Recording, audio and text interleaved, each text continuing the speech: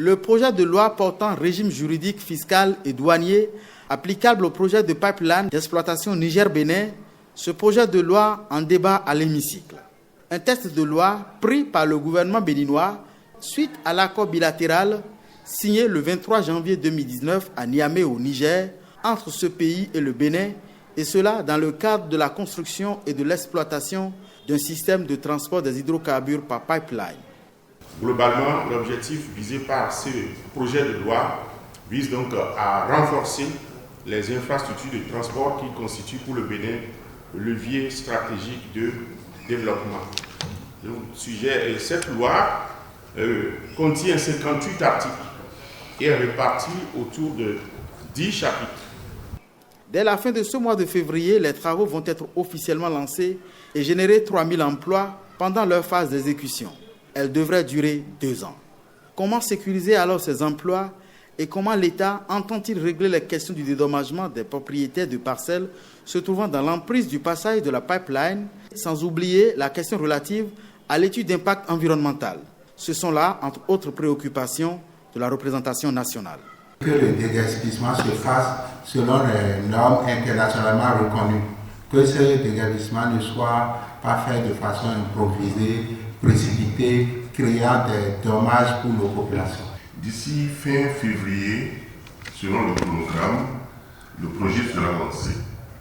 Est-ce que des équipes de sensibilisation sont déjà présentes sur le terrain pour faire le nécessaire, associer les communes dans lesquelles le pipeline va passer et pour qu'il n'y ait pas de manifestations négatives des populations par rapport à la compréhension qu'ils doivent faire de ce projet-là, qui est un grand projet, il faut résorber le chômage.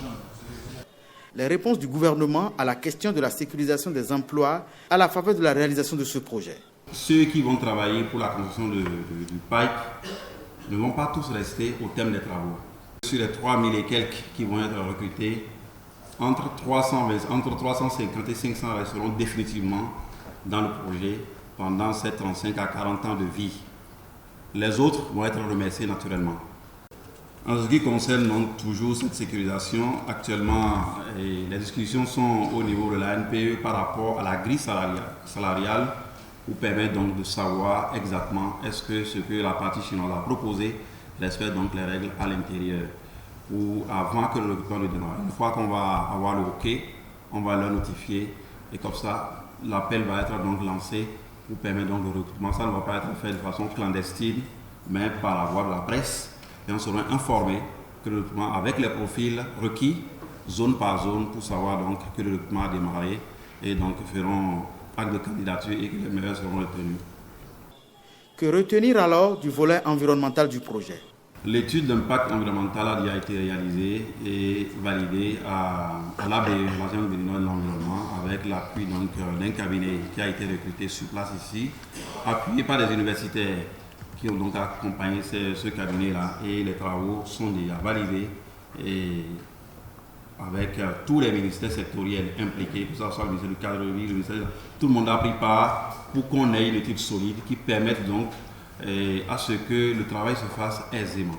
Aisément en ce qui concerne l'expropriation par exemple de ceux qui sont sur l'emprise du tracé qui est déjà connu, qui part de Sémé jusqu'à Mandine et qui traverse 17 communes comme nous avons eu à le dire lors de notre passage ici.